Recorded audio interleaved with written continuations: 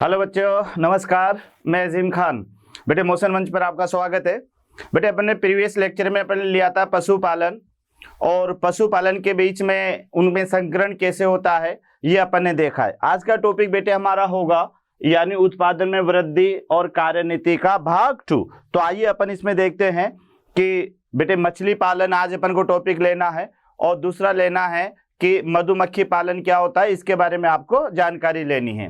बेटे मछली पालन आपको पता है कि आजकल जो साउथ का जो प्रिय भोजन है वह मछली होता है। तो मछलियों को कैसे पाला जाता है, मधुमक्खी पालन के बारे में मुझे बताना है। तो मधुमक्खी बेटे जो है जिससे शहद प्राप्त किया जाता है, और शहद जो है स्वास्थ्य के लिए बहुत लाभदायक भी होता है बेटे, और उसका जो मोम होता है उसे कई प्रकार की दवाइयां भी बनाई जाती है। तो आइए अपन देखते हैं बेटे, यानी अगला टॉपिक जो हमारा इसमें स्टार्ट होगा, और ये होगा बेटे सबसे पहले मधुमक्खी पालन। यानी यहाँ पर अपन को पहला टॉपिक लेना है, और ये टॉपिक होगा बेटे बी कीपिंग। यानी इसको आप अगर जो है जूलॉजिकल लैंग्वेज में ले बेटे तो मधुमक्खी पालन को एपी कल्चर भी आप कह सकते हो। एपी कल्चर, ये याद रखना बेटे, एक ब्रांच होती है जिसमें मधुमक्खियों के पालन का अध्ययन किया जाता है, और इसको यहाँ पर अपन कहते हैं एपी कल्चर। तो आइए बच्चों देखते हैं एपी कल्चर क्या है। तो सबसे पहला पॉइंट आपको इसमें लेना है कि शहद उत्पादन के लिए मधुमक्खियों को छत्तों का रखरखाव, यही मधुमक्खी पालन या फिर इसे मौन पालन भी कहा जाता है। देखिएगा बेटे, कहना तो बहुत आसान होता है कि मधुमक्खी के छत्ते का रखरखाव है ना, और उससे शहद प्राप्त करने के लिए तो इसे अपन मधुमक्खी पालन कहेंगे। लेकिन बेटे इतना आसान नहीं है। यहाँ पर अपन को इसके पूरी जो छत्ता है उसकी देखरेख करनी होती है। ऐसा स्थान चुनना पड़ता है जहाँ पर बेटे फल फूल ज्यादा हो, है ना, जहाँ पर जो है क्या कहते हैं खुला मैदान हो। वहां पर बेटे बड़े बड़े डिब्बे लिए जाते हैं, उसमें रानी मधुमक्खी को रखा जाता है, और उसी रानी मधुमक्खी के कारण बेटे जो इसके श्रमिक होते हैं, सैनिक होते हैं, वो बेटे एक छत्ते के रूप में एक समूह बना लेते हैं। उसी को आप मधुमक्खी का छत्ता कहते हैं। तो यहाँ आप देखिएगा बेटे कि मधुमक्खी पालन किसके लिए किया जाता है। तो सबसे पहला पॉइंट आपको याद रखना है कि मधुमक्खी पालन शहद उत्पादन के लिए किया जाता है। उसके बाद में बेटे तो शहद उत्पादन के लिए जो हनी बीज होती है, मधुमक्खियां होती है बेटे, इन मधुमक्खियों का जो छत्ता होता है उसको कैसे रख रखाव किया जाए, कहां पर बेटे उस छत्ते को रखा जाए, किस मौसम में उसको रखा जाए, ये सारा का सारा जो अध्ययन है इसे मधुमक्खी पालन या एपी कल्चर कहते हैं। तो याद रखना बच्चों, मधुमक्खी पालन क्यों किया जाता है। तो सबसे पहला पार्ट तो याद हो गया कि शहद प्राप्त करने के लिए, और यहां तक कि वैक्स या मोम प्राप्त करने के लिए। और मधुमक्खी पालन होता क्या है, तो फिर आपका जवाब होना चाहिए कि बेटे मधुमक्खी का जो छत्ता होता है जिसमें रानी होती है और उसके श्रमिक और सैनिक होते हैं, तो उनके छत्ते के रख रखाव की जो पूरी प्रक्रिया है उस प्रक्रिया को कहा जाता है मधुमक्खी पालन। उसके बाद में देखो बेटे जो शहद होता है उसका यूज क्या है। तो शहद एक उच्च पोषक तत्व है जो आहार के रूप में इसको इस्तेमाल किया जाता है, तथा औषधियों की देशी प्रणाली यानी आयुर्वेद में भी इसका प्रयोग किया जाता है। तो बच्चों ये दूसरा पॉइंट आपको याद रखना है कि शहद एक उच्च पोषक तत्व है, क्योंकि पुराने जमाने से बेटे शहद का बहुत बड़ा महत्व है, और इसमें कई सारे शर्करा है, फ्रुक्टोज है, ग्लूकोज है, कई सारे एलिमेंट्स भी होते हैं बेटे जो शरीर के लिए बहुत ज्यादा महत्वपूर्ण होते हैं। दूसरी बात जैसा मैंने कहा बेटे कि आयुर्वेद के अंदर शहद का जो उपयोग है वह कई प्रकार की मेडिसिन बनाने में भी किया जाता है। तो पहले तो ये याद करना कि मधुमक्खी पालन किसके लिए किया जाता है। तो जवाब शहद प्राप्त करने के लिए किया जाता है। और मधुमक्खी पालन कहते किसे हैं, तो मधुमक्खी के छत्ते का जो रख रखाव है उसके रख रखाव की जो क्रिया है बेटे, उसी क्रिया को अपन यहाँ पर मधुमक्खी पालन कहते हैं। जो मधुमक्खियों से हमें शहद मिलता है वह शरीर के लिए एक मुख्य पोषक तत्व है, और आयुर्वेद के अंदर बेटे यानी पुरानी जो पद्धति है एक तरह से उसके अंदर बेटे शहद का जो प्रयोग है वह औषधियां बनाने में भी किया जाता है। यह भी आपको याद रखना है।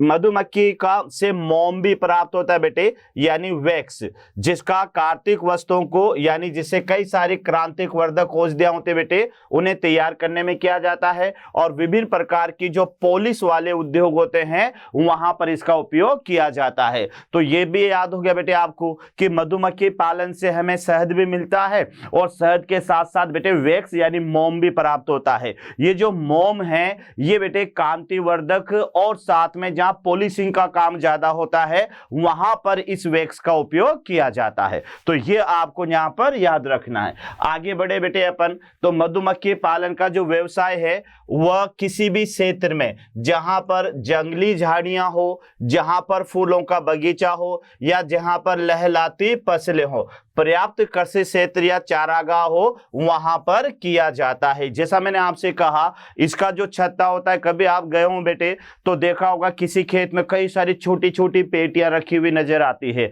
तो कभी दिमाग में सोचा होगा कि ये छोटी छोटी पेटियां क्यों रख रखी है, तो आप समझ जाना वही मधुमक्खी पालन है। तो मधुमक्खी पालन के लिए ऐसा क्षेत्र चुना जाता है जहां पर मधुमक्खियों के एक तो बेटे पूरा खुला हुआ क्षेत्र होना चाहिए, जहां पर पुष्प जो परागण के लिए महत्वपूर्ण है, खास तौर से बेटे पीला रंग मधुमक्खियों को सबसे पसंद का रंग माना जाता है, पीला रंग याद करना बेटे, और लाल रंग में ये अंधी हो जाती है मधुमक्खियां। तो मधुमक्खियों का जो सबसे प्रिय कलर है, सबसे जो पसंदीदा कलर है, ये कलर बेटे पीला रंग है। तो अधिकतर मधुमक्खियां अधिकतर वहां ज्यादा मिलते हैं जहां पर पीले रंग की फसलें ज्यादा हो, खास तौर से बेटे सरसों की फसल। तो सरसों के जो पुष्प होते हैं ये पीले रंग के होते हैं, तो उसके आसपास मधुमक्खियां भी ज्यादा होती है। तो बेटे मधुमक्खी पालन के लिए ऐसा क्षेत्र चुना जाता है जहां एक तो खुला हो, बाग बगीचे हो, फूलों से संबंधित पेड़ हो, है ना, उसके अलावा बेटे खुला मैदान हो या कृषि क्षेत्र हो, वहां पर जो है ये मधुमक्खी पालन किया जाता है। तो ये भी आपको याद रखना है कि मधुमक्खी पालन व्यवसाय जो है ये ऐसे क्षेत्र को चुना जाता है बेटे जहां पर जंगली झाड़ियां हो, ये याद रखना, एक तो जंगली झाड़ियां, दूसरा बेटे फूलों के बगीचे हो या लहलाती फसलें हो या जहां पर कृषि क्षेत्र हो या फिर चारागाह हो, वहां पर इसका उपयोग किया जाता है। तो याद रह जाएगा बेटे, 2-3 पॉइंट याद रखना। मधुमक्खी पालन किसके लिए, तो जवाब शहद प्राप्त करने के लिए। मधुमक्खी पालन होता क्या है, तो मधुमक्खी के छत्ते का रख रखाव ये मधुमक्खी पालन होता है। मधुमक्खी पालन से प्राप्त जो शहद है वो क्या है, तो वो हाईली पोषक तत्व होता है बेटे, जो शरीर में वृद्धि के रूप में तो काम आता ही है, साथ में आयुर्वेद जो एक विज्ञान है बेटे उसमें वो औषधियां बनाने में भी काम आता है। उसके अलावा बेटे मधुमक्खी के अलावा इसके वैक्स का भी प्रयोग किया जाता है, जो विभिन्न प्रकार के पॉलिश वाले जो उत्पाद होते हैं उसको बनाने में वह काम आता है। फिर बात आते बेटे कि मधुमक्खी पालन के लिए कैसे क्षेत्र को चुना जाए, तो ऐसे क्षेत्र को चुना जाए जहां पर खुला हुआ हो, है ना, झाड़ियां हो बेटे,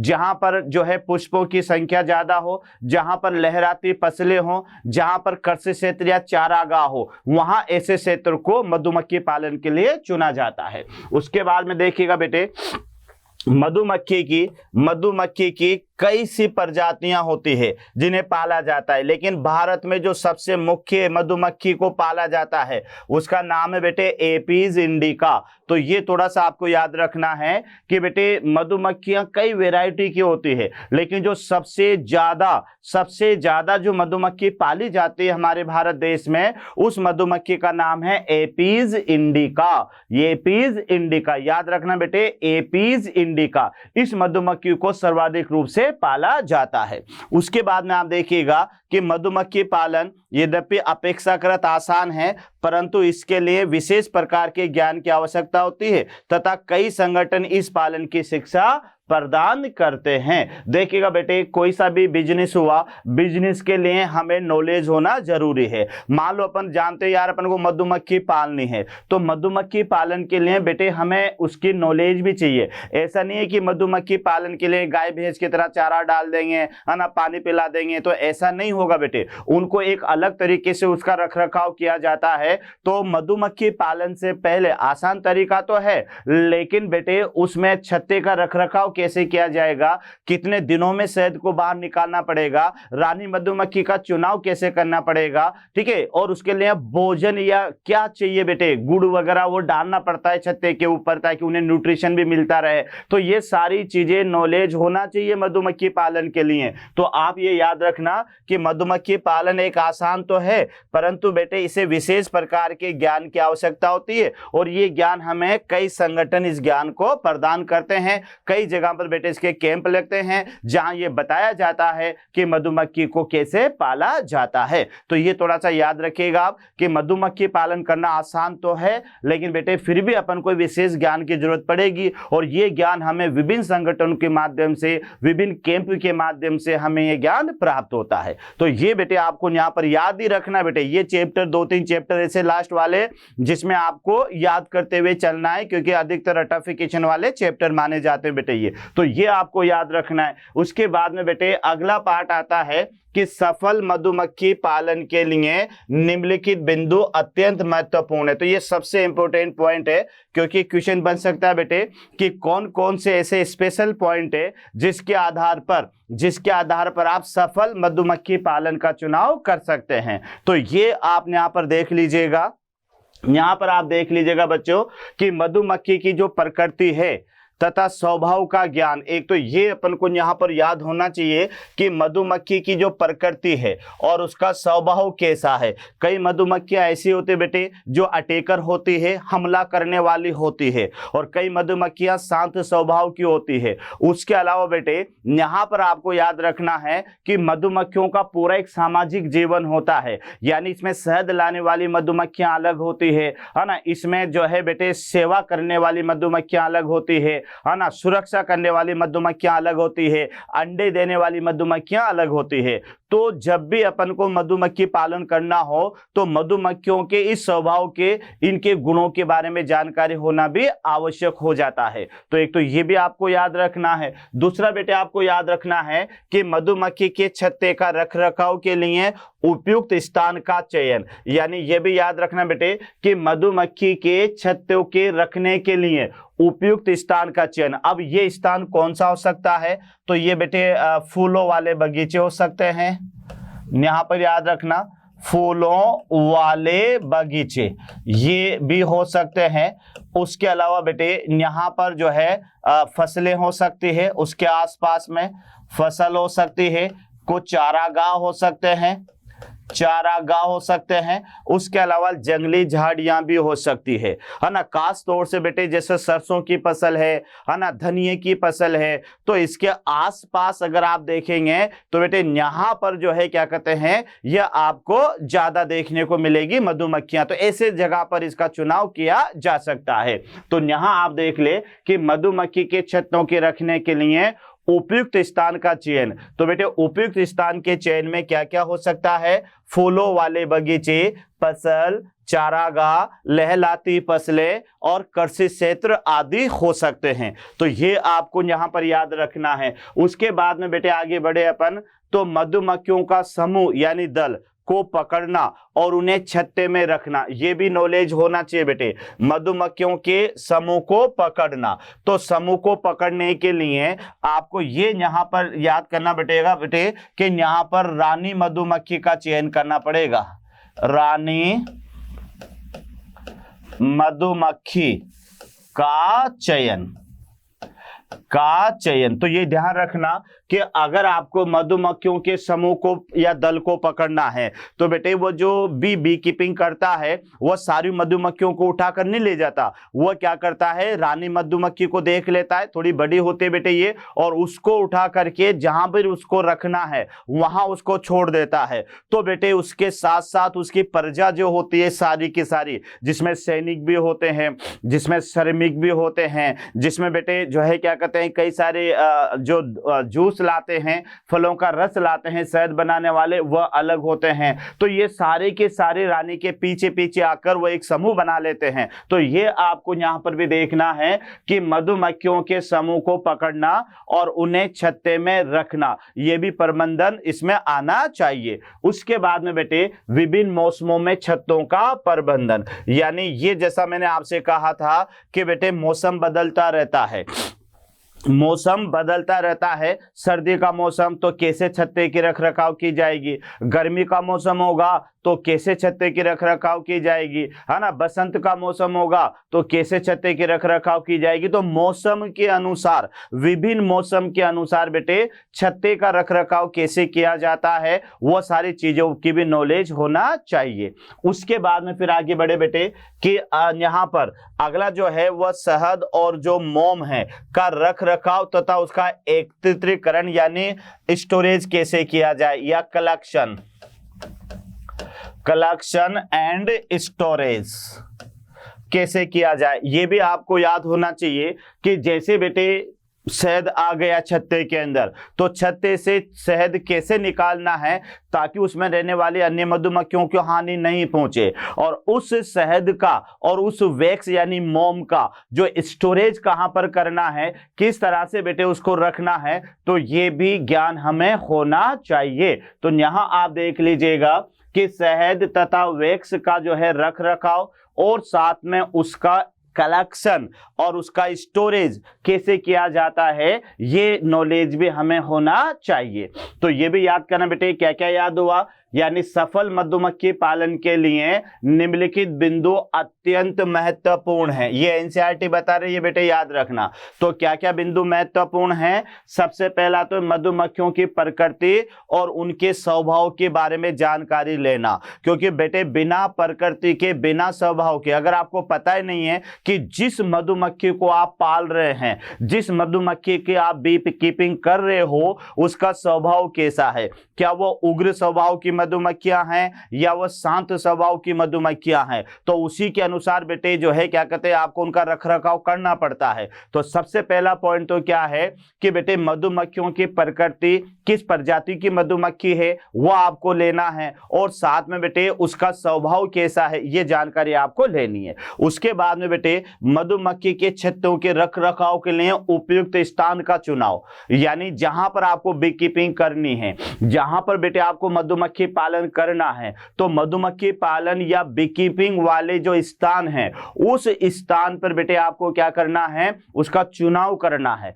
तो ऐसे स्थान के रूप में आप कहां कहां चुनाव करेंगे, जैसे बेटे जंगली झाड़ियां हैं जहां पर फल ज्यादा हैं, उनमें पुष्प लग रहे हैं, या बेटे ऐसे फलों के बगीचे जहां पर अलग अलग तरह के पुष्प नजर आ रहे, रंग बिरंगे बगीचे, वहां पर भी आप ये कर सकते हैं, है ना। फसलें उनके आसपास के खेतों, खाली खेतों में बेटे ये कर सकते हैं, है ना, जहां पर सरसों की फसल खास तौर से बेटे, जैसे मैंने कहा कि मधुमक्खियों के लिए जो पीला रंग है वह सबसे ज्यादा, जो पीला रंग है बच्चों, वह पीला रंग जो है इसका वो सबसे ज्यादा पसंदीदा रंग है। तो जहां पर पीले पुष्पों के बगीचे या पीले पुष्पों की जो खेती है, फसल है, उसके आसपास बेटे आप मधुमक्खी पालन कर सकते हैं। उसके अलावा चारागाह हो सकता है, वहां पर भी बेटे आप बी कीपिंग के लिए स्थान का चुनाव कर सकते हैं। उसके बाद में फिर देखो बेटे मधुमक्खियों के समूह को पकड़ना और उन्हें छत्ते में रखना। तो बेटे मैंने आपसे क्या कहा कि मधुमक्खियों को कोई एक एक हजारों मधुमक्खियां होती बेटे एक छत्ते के अंदर, तो उस एक छत्ते में सारू मधुमक्खियों को नहीं पकड़ा जाता, वहां पर केवल एक मधुमक्खी जिसे रानी मधुमक्खी कहेंगे। तो रानी जो मधुमक्खी है बेटे इसको पकड़ करके और जहां वांछित हमें जिस छत्ते के अंदर इसको रखना है, जिस बॉक्स में इसको रखना है, वहां पर इसको छोड़ देते हैं। तो क्या देखते हैं कि बेटे पीछे पीछे सारे श्रमिक है, सैनिक है और अदर जो कॉलोनी के अंदर जो है मधुमक्खियां होती है वह सारी की सारी रानी के पीछे आकर उस छत्ते के अंदर जम जाती है। तो इस तरह से इसको छत्ते को पकड़ना या उसका रखरखाव करना कहलाएगा। विभिन्न मौसमों में छत्तों का प्रबंधन, यानी बेटे छत्ते अपने लगा दिए हैं, अब सर्दी का मौसम है तो बेटे कैसे बर्फ से बचा जा सकता है, कैसे कोल्ड वेव से बचाया जा सकता है। गर्मी का मौसम है तो हीट वेव से कैसे छत्ते को बचाया जा सकता है, ये सारी सुविधा भी जो है वहां पर होना चाहिए। तो ये भी आप याद रखना है कि विभिन्न मौसमों में छत्तों का प्रबंधन। उसके बाद में बेटे शहद और वैक्स, यानी छत्तों से अपने क्या चाहिए, छत्तों से अब बेटे हमें वैक्स भी चाहिए, छत्तों से हमें मोम भी चाहिए। तो छत्तों से वैक्स और मोम को कैसे इकट्ठा किया जाए और इकट्ठा करके उसका एकत्रीकरण कैसे किया जाए, किस तरह से कहां पर उसको स्टोरेज रखें बेटे, कौन से तापमान पर उसको स्टोरेज रखें, है ना। तो ये सारी चीजों की भी जो है रख रखाव वहां पर होना चाहिए। उसके बाद में देखो बेटे कि दूसरा मैं तो इसका क्या है कि पुष्पीकरण के समय यदि इन छत्तों को खेतों के बीच रख दिया जाए तो बेटे इनसे पौधों में परागण की क्षमता बढ़ जाती है। यानी इसको कहते हैं बेटे कीट परागण। कीट परागण, और कीट परागण का 80% जो परागण होता है ये मधुमक्खी द्वारा होता है। ये बेटे मधुमक्खी द्वारा होता है। तो यहां आप ध्यान से देख लें कि बेटे पुष्पीकरण के समय यदि छत्तों को खेतों के बीच में रख दिया जाए तो पौधों में इसमें परागण की क्षमता बढ़ जाती है और इस प्रकार फसल तथा शहद दोनों के उत्पादन में सुधार होता है। यह भी बिल्कुल सही जवाब है बेटे। यानी फसलों जो पौधों में हैं वो तो परागण की क्रिया हो जाएगी और बेटे परागण की क्रिया हो जाएगी तो फिर वहां पर बीज बनना स्टार्ट हो जाएंगे और जितने ज्यादा बीज बनेंगे तो उत्पादन क्षमता भी उतनी ज्यादा अधिक होगी। तो कहने का मतलब ये हुआ कि ऐसे स्थान जहां पर फसल आसपास हो या बेटे खेती की जो फसल हो वो वहां पर अगर आप इन छत्तों को रखते हैं तो बेटे एक तो इन छत्तों में जो मधुमक्खियां हैं उन्हें समय समय पर न्यूट्रिशन के रूप में बेटे फलों से जो है नेक्टर या मकरंद मिलता रहेगा और बदले में बेटे मकरंद के लिए जब ये मधुमक्खियां एक पुष्प से दूसरे पुष्प पर जाएगी तो अपने साथ में पराग कणों को लेकर भी जाएगी और बेटे जब ये पराग कण के साथ में एक पुष्प से दूसरे पुष्प पर जाएगी तो फिर बेटे वहां पर कौन सी क्रिया हो जाएगी, परागण। तो बेटे इस परागण को पर परागण कहते हैं। जो एक पुष्प से परागकण स्थानांतरित होकर दूसरे पुष्प की वर्तिकाग्र पर जाते हैं। तो बेटे छठा जो पॉइंट है पुष्पीकरण के समय, यानी ऐसा समय जब पौधों के अंदर पुष्प आना शुरू हो जाते हैं, जब पौधों के अंदर फ्लावरिंग क्रिया स्टार्ट हो जाती है, उस समय अगर आप मधुमक्खी के छत्तों को इन खेतों के बीच में रख दो जहां पर पुष्प आना शुरू हो जाते हैं बेटे, तो मधुमक्खियां क्या करेगी कि शहद प्राप्त करने के लिए जो कच्चा माल चाहिए इन्हें, तो शहद प्राप्त करने के लिए बेटे जो कच्चा माल है वह कच्चा माल क्या है, वह है नेक्टर यानी मकरंद और विभिन्न प्रकार के तत्व। तो बेटे ये मधुमक्खियां शहद इकट्ठा करने के लिए जब एक पुष्प से दूसरे पुष्प पर जाएगी तो बेटे वहां पर क्या होगा कि पर परागण के माध्यम से जो पराग कण है पुष्पों के वह भी एक पुष्प से दूसरे पुष्प पर चले जाएंगे। तो पौधों के अंदर तो बेटे परागण की क्रिया हो जाएगी और बदले में वहां पर मधुमक्खियां क्या करेगी बेटे, ज्यादा से ज्यादा शहद प्राप्त कर लेगी। तो पुष्पीकरण क्रिया के लिए या पुष्पीकरण क्रिया के समय अगर इन छत्तों को खेतों के बीच में रख दिया जाए तो बेटे मधुमक्खियों को तो शहद प्राप्त आसानी से हो जाएगा और उधर पौधों में परागण आसानी से हो जाएगा। तो इधर तो शहद का उत्पादन बढ़ जाएगा और उधर बेटे जो कृषि उत्पादन है वह भी बढ़ जाएगा। तो ये आप देख लें कि सफल मधुमक्खी पालन के लिए हमारे पास में ये बिंदु होना चाहिए बेटे। सिंपल सा है, पहले तो याद करना है कि बेटे मधुमक्खी की प्रकृति स्वभाव का ज्ञान होना चाहिए। दूसरा याद करना है मधुमक्खी के छत्ते का रखरखाव क्या है, उसका उपयुक्त स्थान कौन सा है, कहां पर इन्हें रखा जाना चाहिए, ये याद होना चाहिए। नंबर 2। नंबर 3 बेटे मधुमक्खी समूह को पकड़ना तथा उन्हें छत्ते में रखना, जिसमें रानी मधुमक्खी का चुनाव करके ऐसा किया जाएगा।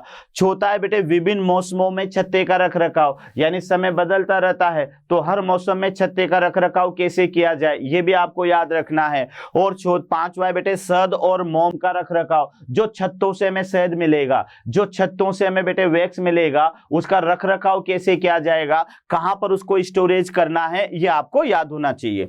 उसके अलावा बेटे शहद तथा मोम का रखरखाव और एकत्रीकरण, यानी शहद और मोम का जो रखरखाव है वो कैसे इकट्ठा किया जाए ये आपको याद होना चाहिए। उसके बाद में बेटे पुष्पीकरण के समय अगर इन्हें बगीचे के बीच में रख देंगे तो बेटे वहां पर ये छत्तों को जो है खेतों के बीच में रख देंगे तो शहद उत्पादन की दर और फसल उत्पादन की दर दोनों ही बढ़ जाएगी। तो ये आपको यहां पर इसका याद होना चाहिए।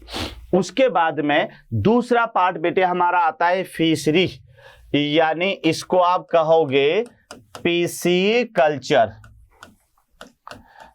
PC culture. बेटे इसको अपनी भाषा में मत्स्यिकी या फिर आप इसको कह सकते हो मछली पालन, मछली पालन, पीसी कल्चर भी आप कह सकते हो। तो ये भी एक छोटा सा टॉपिक है बेटे जो आपको याद रखना है। देखो ओवरऑल तो आपको इस तरह से याद करना है कि बेटे भारत देश में जो साउथ में अगर चले जाएंगे तो वहां पर भोजन के रूप में अधिकतर जनसंख्या मछली और साथ में जो जलीय जंतु होते हैं बेटे, जो समुद्री जंतु जिसे सी फूड कहते हैं, उसके ऊपर निर्भर करती है। तो यहाँ पर मछलियां तो भोजन के रूप में काम में आती है।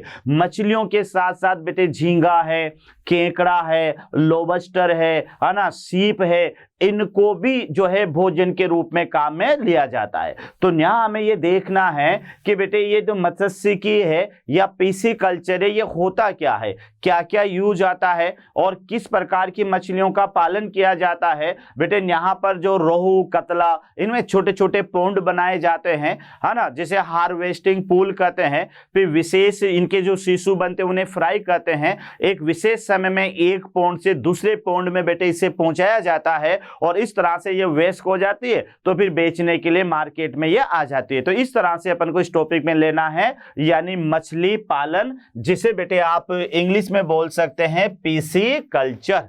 पीसी कल्चर भी आप इसे कह सकते हो।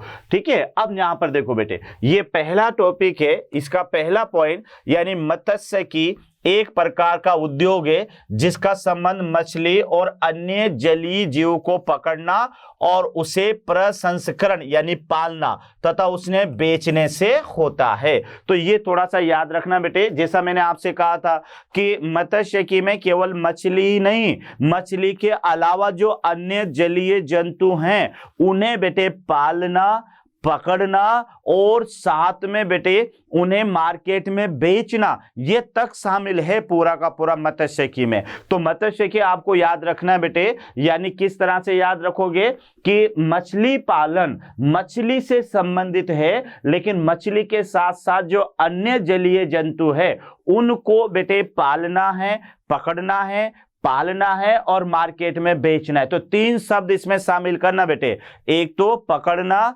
दूसरा पालना और तीसरा बेटे होगा वहां पर यानी बेचना। तो ये आपको याद रखना है। हमारी जनसंख्या का एक बहुत बड़ा भाग आहार के रूप में मछली और मछली उत्पाद तथा अन्य जलीय जंतु जैसे झींगा है, केकड़ा है, लोबस्टर है, खाद्य ऑयस्टर आदि पर आश्रित है।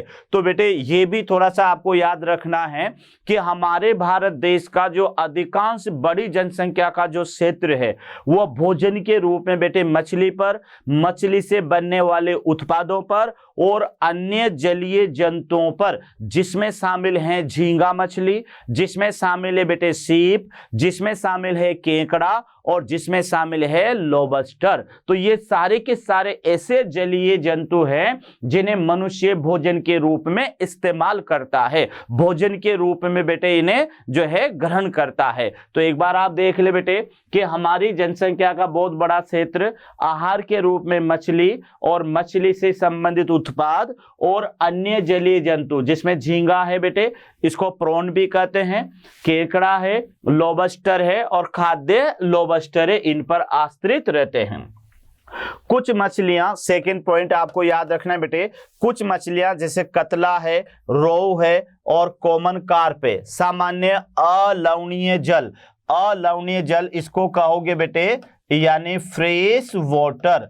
अब ये फ्रेश वाटर कहाँ मिलेगा, तो फ्रेश वाटर बेटे ध्यान रखना यानी नदी, तालाब, नदी, तालाब और झील। तो ये नदी, तालाब और झील का जो पानी होता है जिसे मीठा पानी कहते हैं, जिसे अपन पीते हैं बच्चों, वहां पर मिलती है। तो ये देखो जहां पर कुछ मछलियां जैसे कतला है, रो है, कॉमन कार्प है, ये अलवणीय जल में उपस्थित होती है या पाई जाती है।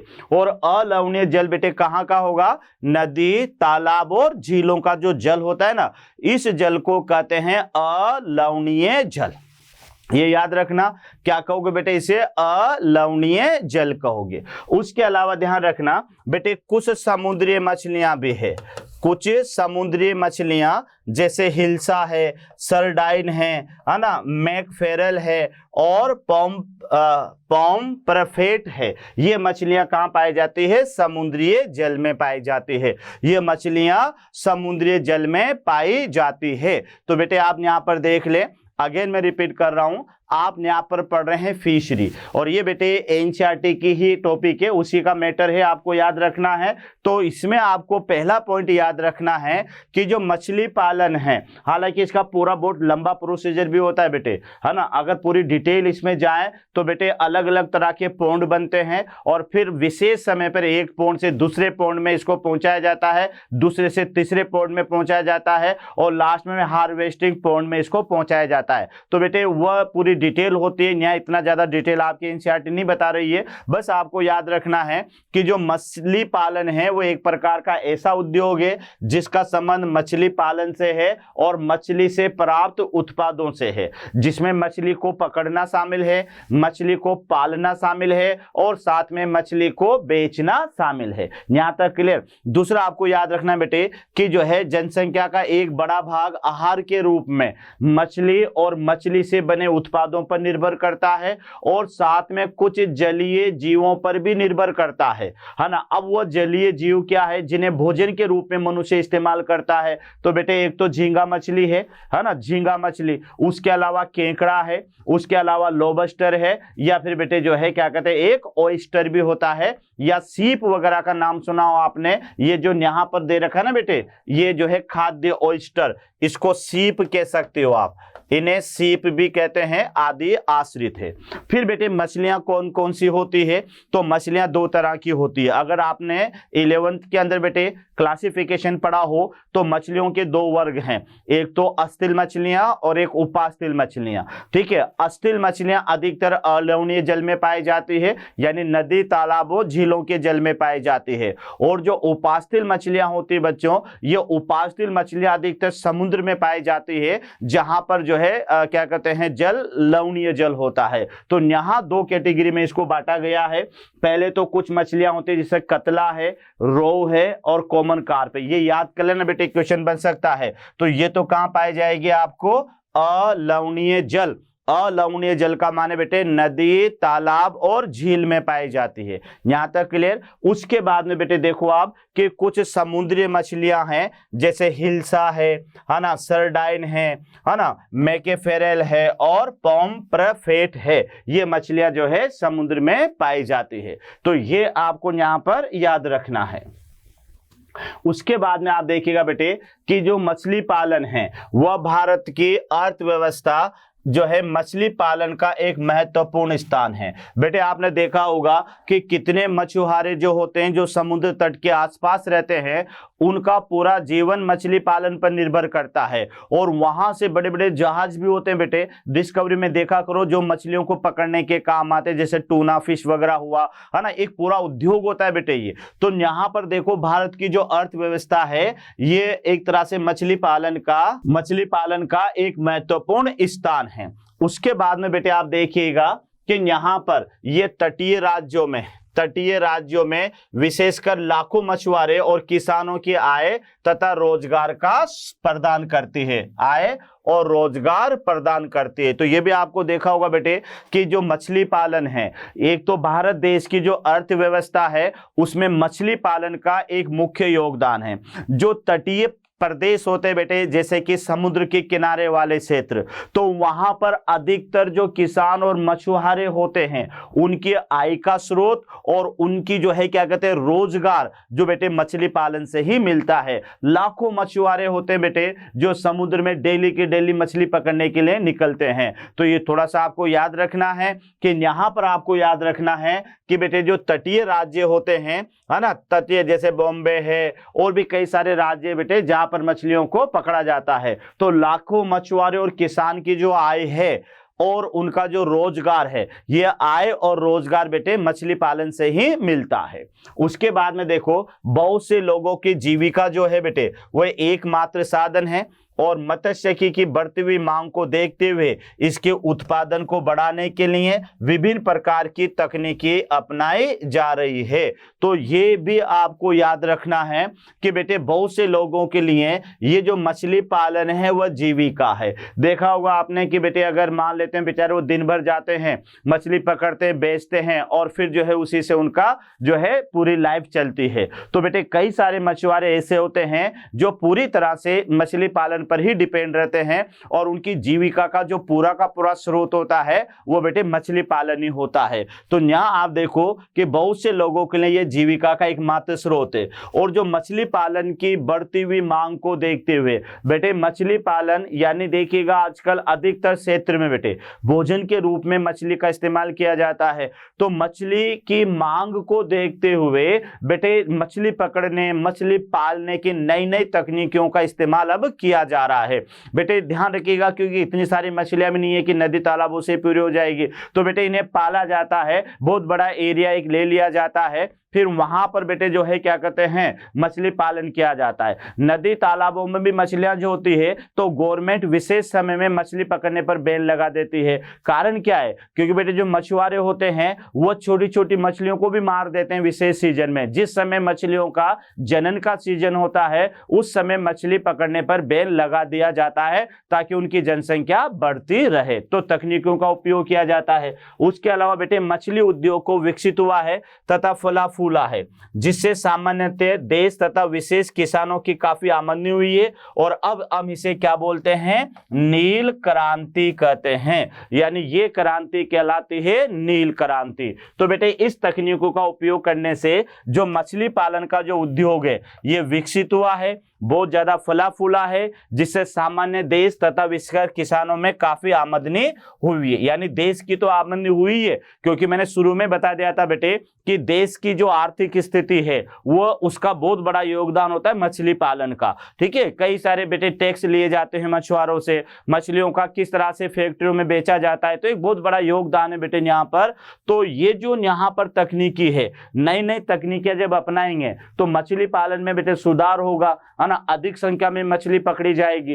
तो फिर उस कंडीशन में जो भी मछुआरे और जो भी किसान इस फील्ड में हैं उनकी आमदनी में भी वृद्धि होगी और उनकी आमदनी में वृद्धि के साथ साथ बेटे देश की आमदनी में भी वृद्धि होगी। और इस कारण से इसे कहा जाता है नील क्रांति, है ना बेटे, ग्रीन रिवॉल्यूशन। देखिएगा ग्रीन रिवॉल्यूशन तो गेहूं से रिलेटेड है, ये ब्लू रिवॉल्यूशन है नील क्रांति। अगर हरित क्रांति बात आ जाए तो हरित क्रांति से संबंधित तो क्या बेटे गेहूं की प्रजातियां हैं, और नील क्रांति से बात आ जाए तो नील क्रांति से संबंधित है यानी मछली पालन। तो एक बार और देख ले बेटे कि मछली पालन क्या है यानी तीसरी क्या है। तो मैं आपको बता दूं, सबसे पहला जैसे आ जाए बेटे मछली पालन, तो मछली पालन का मतलब है कि मछली को पकड़ना, उसे पालना और मार्केट में बेचना, इससे संबंधित है मछली पालन।